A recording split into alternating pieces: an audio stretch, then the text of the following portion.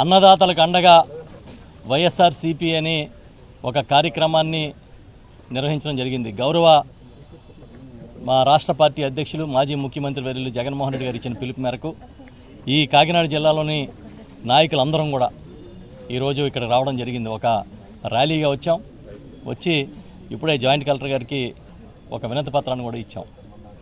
మీకు తెలుసు 7 నెలల పరిపాలనలో సూపర్ 6 అమలు చేయకపోగా వాళ్ళు అమలు చేసే సూపర్ 6 ఏంటంటే కక్ష సాధింపులు చేయడం, వైఎస్ఆర్ పార్టీ కార్యకర్తల మీద నాయకుల మీద కేసులు పెట్టడం, రైతుల్ని గాలికి వదిలేయడం, ఇచ్చిన హామీ ఒక్కటి కూడా నెరవేర్చకపోగా హామీల గురించి ఎవరన్నా అడిగితే వాళ్ళని తప్పుడు కేసులు పెట్టి వేధించడం, ఉచిత ఇసుక ఆ పేరుతో దోపిడీ, ఇంకా లిక్కర్ పాలసీ మీకు తెలుసు.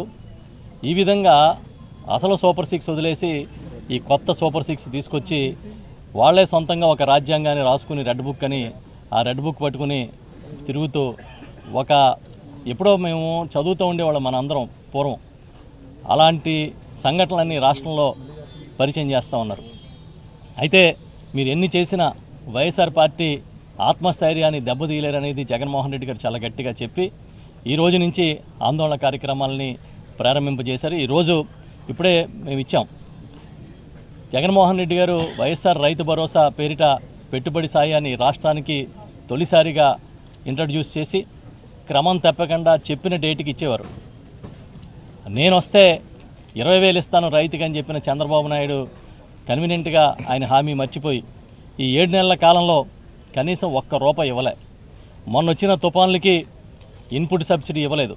ఇంతకుముందు జగన్మోహన్ రెడ్డి గారు ఉన్నప్పుడు ఇన్పుట్ సబ్సిడీని ఏ సీజన్లో ఆ సీజన్ ఇచ్చే కార్యక్రమం చేసేవారు. ఉచిత పంటల బీమా పథకాన్ని ఎత్తేశారు. ఇంతకుముందు ఈ క్రాప్ చేయించుకుంటే చాలు ఉచిత పంటల బీమా ఆటోమేటిక్గా వచ్చి వేలాది కోట్ల రూపాయలని వాళ్ళకి బీమా కింద ఈ రాష్ట్రంలో 5 ఏళ్ల కాలంలో ఇచ్చిన పరిస్థితి నుంచి ఈరోజు మీకు మీరే ప్రీమియం కట్టుకోండి, లేకపోతే మీ చావు మీరు చావండి అని గాలికి వదిలేసిన పరిస్థితి కూడా మనం చూస్తూ ఉన్నాం. దాంతోపాటు ఇంకా ధాన్యం కొనుగోలు అయితే చాలా భయంకరమైన పరిస్థితి. గతంలో వేలు పట్టి నడిపిస్తాను రైతుని అని చెప్పి రైతు భరోసా కేంద్రం దగ్గర ధాన్యాన్ని కొనుగోలు చేసే ప్రక్రియ మొదలుపెట్టి ఏ మిల్లుకి అమ్మితే మీకు పూర్తిగా ఈ పరిహారం ఏదైతే దాని విలువ తగ్గకుండా వస్తుందనేది నిర్ణయించి ఆ మిల్లుకే మద్దతు ధర వచ్చే విధంగా తోలించిన పరిస్థితి నుంచి ఇవాళ గోని సంచులు లేవు, కొనే నాదుడు లేడు, మొత్తం రైతుల్ని దళారీలకు వదిలేసిన చంద్రబాబు నాయుడు గారు ఆయన ఇంకా మళ్ళీ 2047 అని కళ్ళకంటా ఉన్నాడు విజన్ అని చెప్పి. విజన్ తర్వాత ముందు ఇక్కడ వినే మాటల్ని మీరు లిజన్ చేయండి, వినండి. ఫస్ట్ ఇక్కడ రైతులు ఏం చెప్తున్నారో వినండి అని చెప్పి మేము చెప్తా ఉన్నాం. ఇవాళ ఈ డిమాండ్లన్నీ చెబుతూ జాయింట్ కలెక్టర్ గారికి ఇప్పుడే విజ్ఞాపన పత్రాన్ని అందజేశాం. చాలా గట్టిగా చెప్పాం, ఎట్టి పరిస్థితుల్లో రైతులకు అన్యాయం జరిగితే ఎట్టి పరిస్థితుల్లో ఒప్పుకునేదే లేదు. ఎలాంటి కార్యక్రమానికైనా సరే మేము ఆందోళన కార్యక్రమాలకు సిద్ధంగా ఉంటామని చెప్పి ఈరోజు చెప్పడం జరిగింది. రైతు బాంధవుడిగా ఇవాళ పేరు అంటే రాజశేఖర రెడ్డి గారు గుర్తొస్తారు. నాన్న 1 అడుగు ముందుకేస్తే 4 అడుగులు ముందుకేస్తానని చెప్పే జగన్మోహన్ రెడ్డి గారు ఆచరణలో 40 అడుగులు ముందుకేసి చూపించారు. ఇవాళ రైతు భరోసా కేంద్రాలని మొత్తం మూలన పడేశారు. ఆ కియోస్కులు పనిచేయని పరిస్థితి క్రియేట్ చేశారు. అక్కడ ఏర్పాటు చేసిన సచివాలయంలో ఉద్యోగులకి పని చెప్పలేని పరిస్థితి. రైతుని నమ్మినందుకు చంద్రబాబు నాయుడు గారు నట్టేట ముంచేశాడు అనేది వాస్తవం. అందుకే మేమందరం కూడా పెద్ద ఎత్తున మా నాయకులు కానీ మా కార్యకర్తలు కానీ వివిధ హోదాల్లో ఉన్న ప్రజాప్రతినిధులు అందరూ కూడా ఇక్కడికి వచ్చి ఆ విజ్ఞాపన పత్రాలని అందజేశాం. ఒకవేళ రైతుకి మీరు కానీ అన్యాయం చేస్తే తప్పకుండా ప్రతిరోజు కూడా ఆందోళన బాటలో ఉంటామని చెప్పి చెప్తున్నాం.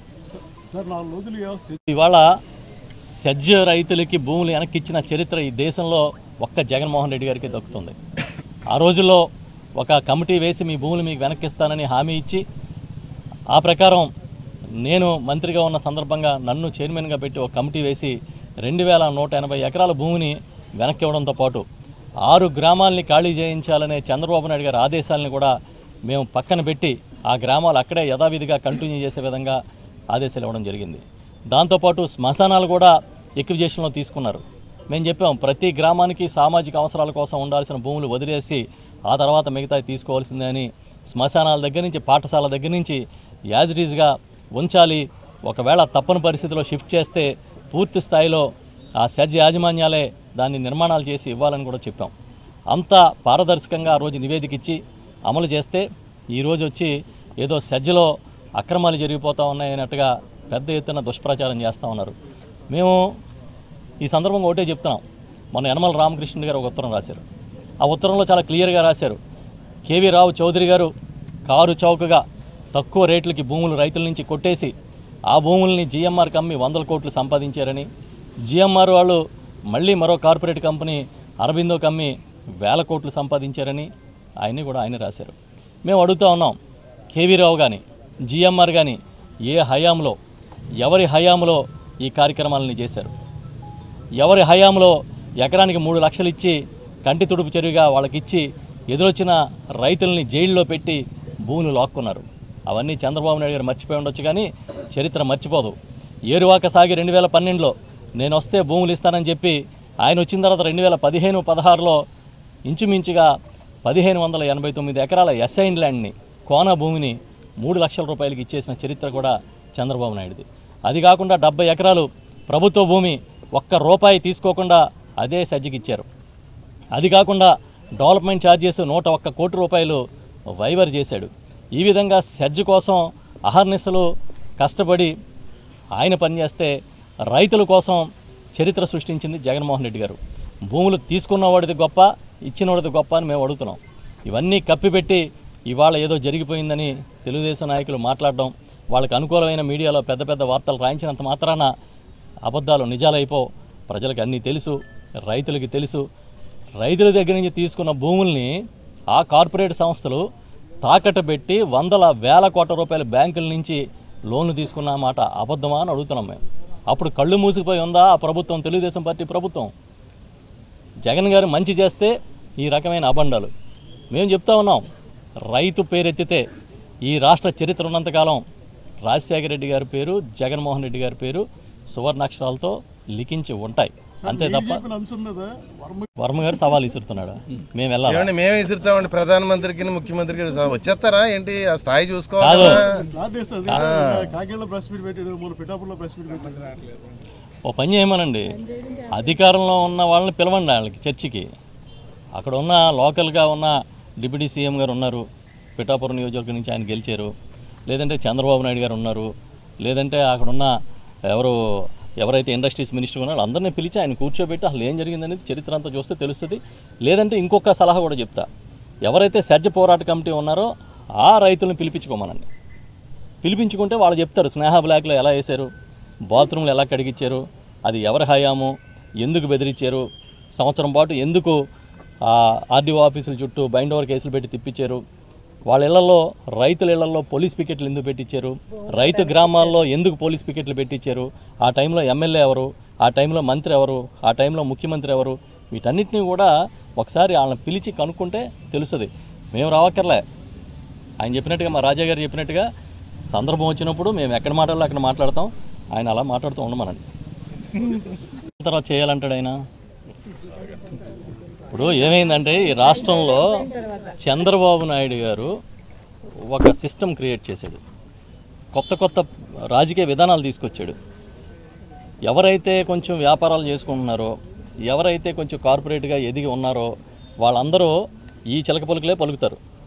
అవంతి శ్రీనివాస్ గారు అదే పలకొచ్చు, ఇంకొకరు కూడా అదే పలకొచ్చు. ఎందుకంటే వాళ్ళ పేకల మీద కత్తి పెట్టి బెదిరిస్తున్నారు.